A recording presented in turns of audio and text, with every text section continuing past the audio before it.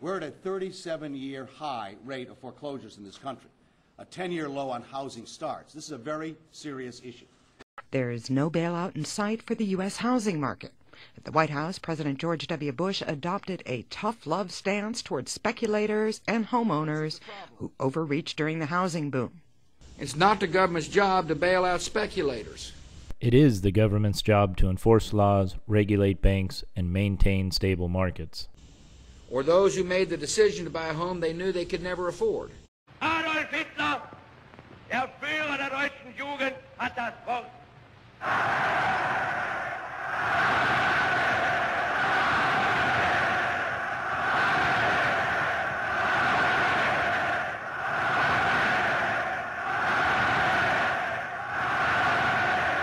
It looks as though our government is also in need of a bailout.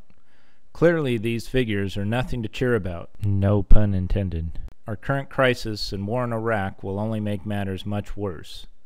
Our willingness to accept the crimes, collusion, and conspiracy behind this unsustainable debt and decisions are dangerously reminiscent of prior flaws in public opinion, or at least public tolerance. Why is it that we find it acceptable to reward criminals with ambassadorships and golden parachutes for enslaving millions, destroying the American dream of home ownership, our job market, economy, and currency? Bernanke said, quote, "It is not the responsibility of the Federal Reserve, nor would it be appropriate, to protect lenders and investors from the consequences of their financial decisions." These statements by Bush and Bernanke were made only weeks prior to bills and proposals aimed at, you guessed it, bailing out borrowers and lenders. Besides a lack of comprehension by our government, I find it unacceptable that borrowers, lenders, or investment bankers are bailed out at the expense of others. Convictions, disgorgement, and foreclosures are what is needed, not bailouts. Legislation should provide foreclosed borrowers with cash for keys, not excessive loan discounts or modifications for their foolish decisions.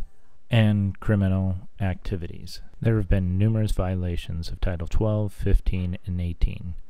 The one I believe that involves the most egregious violations by borrowers, lenders, rating agencies, and investment bankers is Title 18, Section 1014. Whoever knowingly makes any false statement or report or willfully overvalues any land, property, or security for the purpose of influencing in any way the action of any institution the accounts of which are insured by the FDIC shall be fined not more than $1 million or imprisoned not more than 30 years. Although there are cases of coercion and deception, these bailouts are no different than pardoning bank robbers. You don't have to be smarter than a fifth grader to realize recent banking practices are extremely unsafe, unsound, fraudulent, and unlawful. Regardless if you agree or disagree, I want to hear your comments. Email to michaelsblumquist@gmail.com or visit discountrealty.com.